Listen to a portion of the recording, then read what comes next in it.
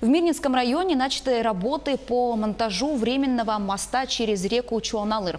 Подробности в сюжете Марфирины Алексеевой. За этот год объездную дорогу аварийного моста затапливало уже 2 раза.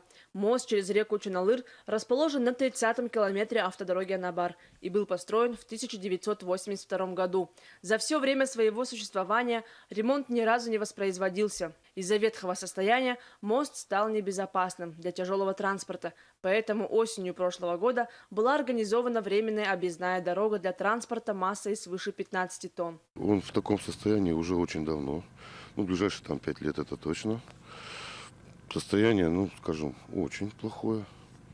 Сейчас там сделали объезд, который периодически тоже размывает.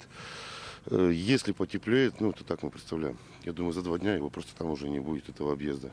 Туда едем, назад едем и думаем, что можем уже не проехать. Чуаналыр не единственный мост, нуждающийся в срочном ремонте. На отрезке Анабар-Мирный находится еще 3 мостовых переезда. Все они в аварийном состоянии. Это мост через реку Аргахтах и ручей Чуаналыр.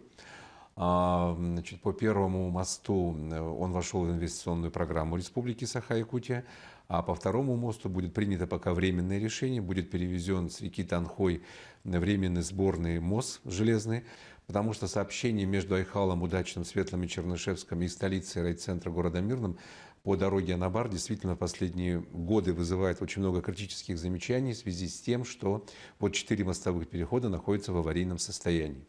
Чтобы избежать транспортную блокаду северной части района, Управлением автомобильными дорогами Республики Саха-Якутия было решено соорудить временный мост.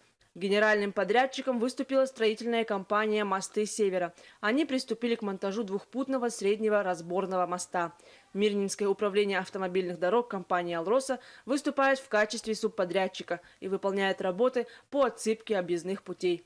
Завершение ремонтных работ запланировано до 1 апреля. Марфирина Алексеева, Артем Алексеев, Мирный.